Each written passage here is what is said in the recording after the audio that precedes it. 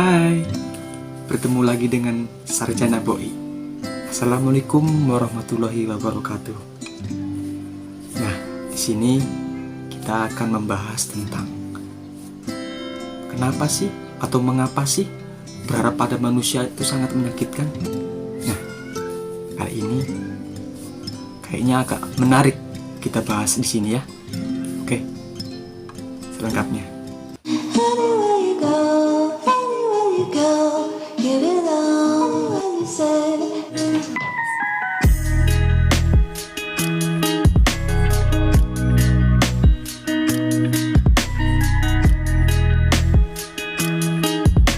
Kita adalah makhluk sosial yang tak bisa lepas dari kata rasa sendiri.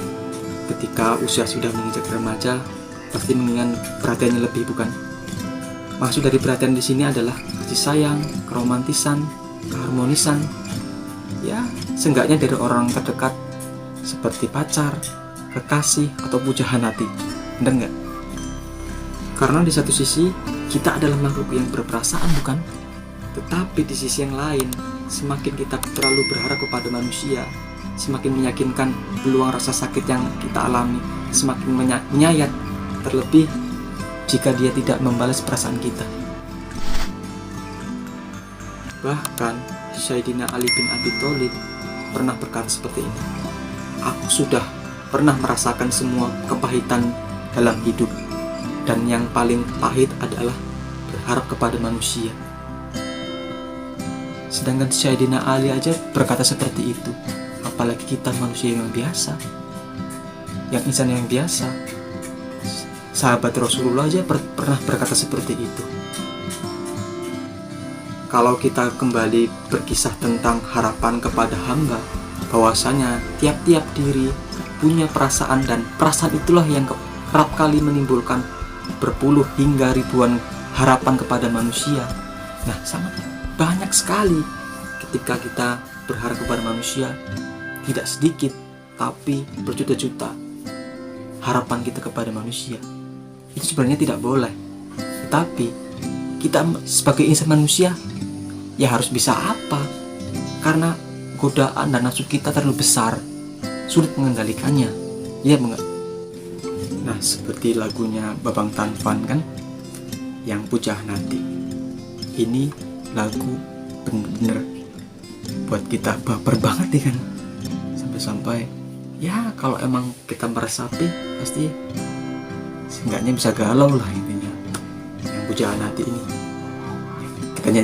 kita nyanyikan liriknya aja ya.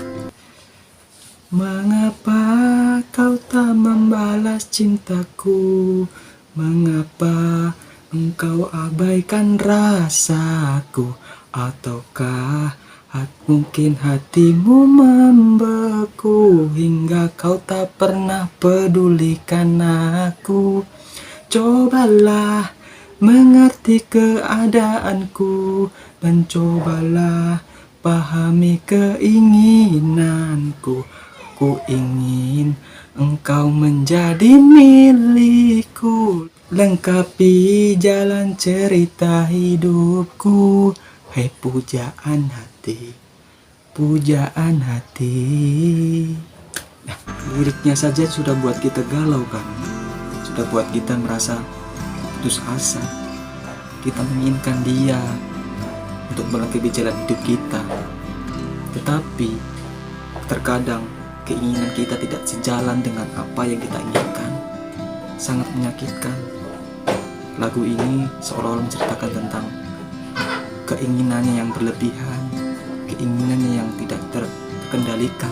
Akhirnya apa? Timbullah rasa kecewa, timbullah rasa yang kecewa yang terlalu mendalam, karena tidak bisa menjadikan dia milik kita. Kita bisa buat pelajaran lagu ini ke depannya, agar kita bisa lebih bisa mengendalikan keinginan kita, bisa mengendalikan nafsu kita. Ya enggak? Kamu harus tahu alasan mengapa berharap kepada manusia itu menyakitkan. Nah, saya akan membahas ini. Ini sangat unik sekali kita bahas di sini ya. Kita akan mengetahui mengapa kita tidak boleh terlalu berlebihan mencintai hamba Allah. Ya, kalau hanya sekedar sewajarnya yang sedikit saja tidak masalah. Lalu kalau berlebihan itu sama saja menyangkutukan Allah atau menyangkutukan Tuhan. Benar nggak? Yang pertama adalah setiap orang hidup di jalan mereka masing-masing. Nah,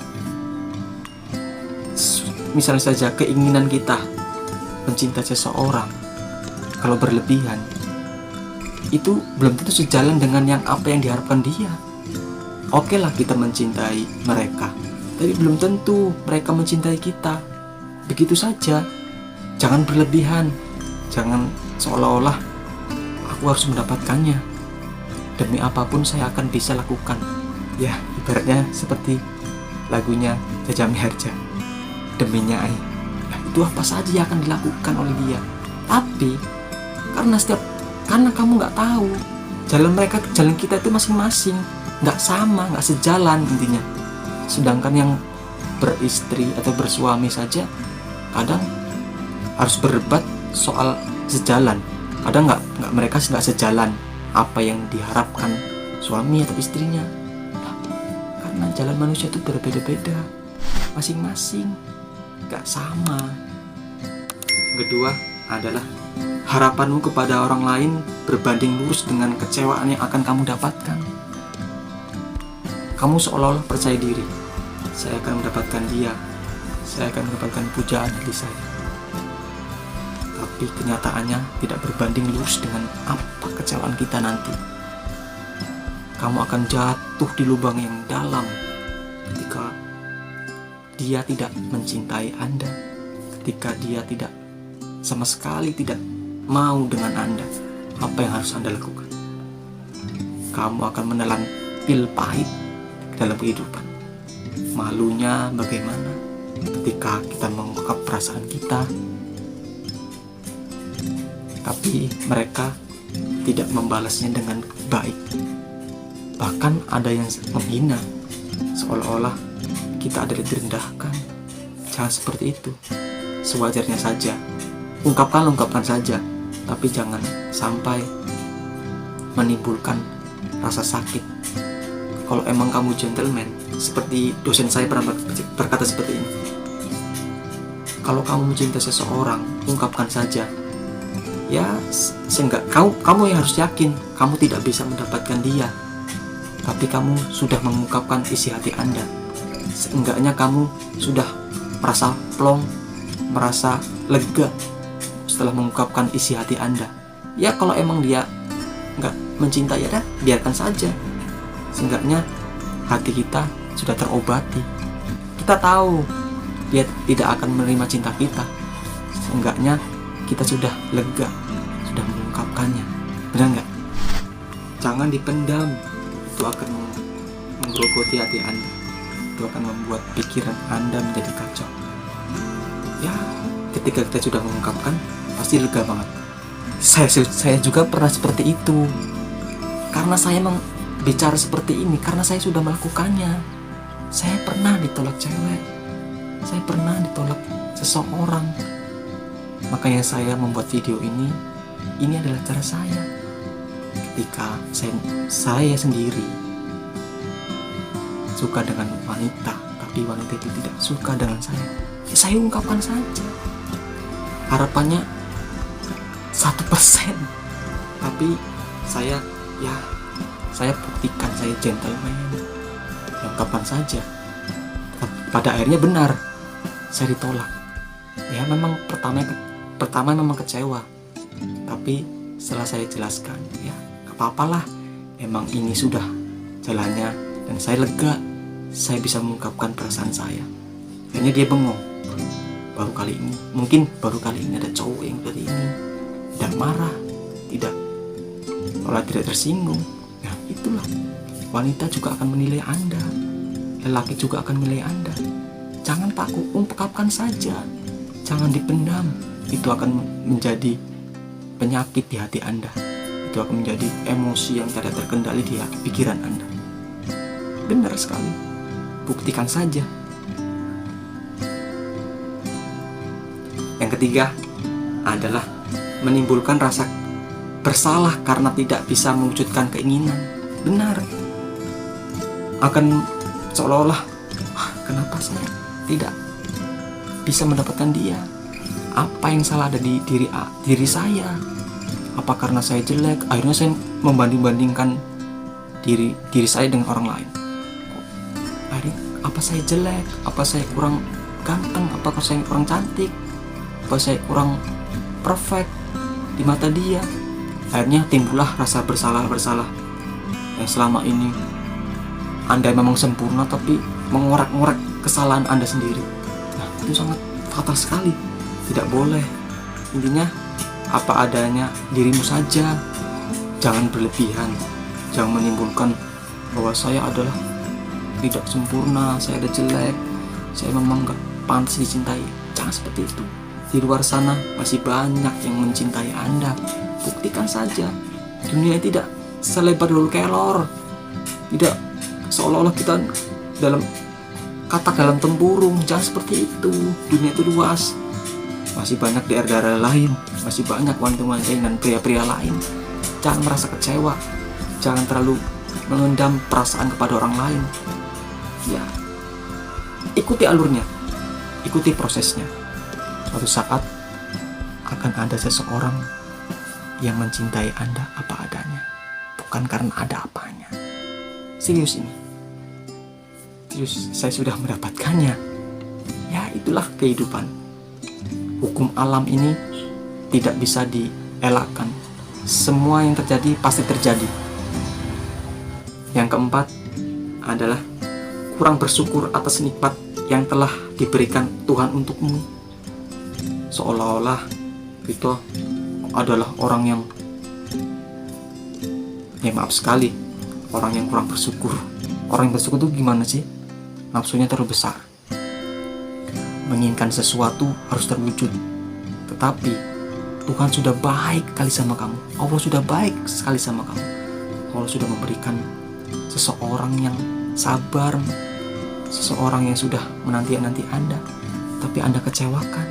Nah, ini Tuhan sudah memberikan hukuman Anda untuk Anda. Seolah-olah aku harus mendapatkan dia. Tapi Tuhan, jangan dulu. Ada seseorang yang mencintai Anda. Ada seseorang yang saya sembunyikan untuk Anda di masa depan. Tapi seolah-olah, wah, saya harus mendapatkan dia nih. Aku harus bisa mendapatkan dia apapun yang terjadi. Tidak boleh. Anda kurang bersyukur. Apa yang dikasih Allah, apa yang diberikan Tuhanmu adalah mungkin yang terbaik buat diri kamu sendiri. Jangan menolak nikmat yang Allah berikan, nikmat yang Tuhan kalian berikan. Jangan sia-siakan itu. Mungkin Tuhan sedang merencanakan sesuatu, Allah lagi merencanakan sesuatu. Bersyukurlah apa yang sudah Anda dapatkan. Jangan berlebihan.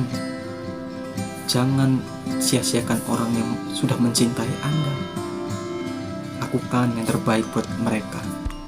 Siapa tahu Tuhan sedang membolak-balikan hati dia agar Anda tidak jatuh di lubang yang terlalu dalam dengan rasa kecewaan.